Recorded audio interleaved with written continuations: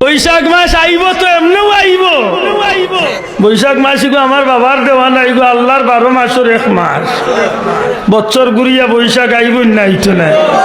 আজি বাবা বল আপনারা তো ছোটবেলা তো বৈশাখ দেখি আইসেন না আইসে না না ডাকা লাগছে বলে ও বৈশাখ আইও মাতক এখন গেঞ্জিত লেখা জোয়ান ফুয়ায় এসো হে বৈশাখ বারে বারে ফিরে ফিরে। আমি কই টুন্ডা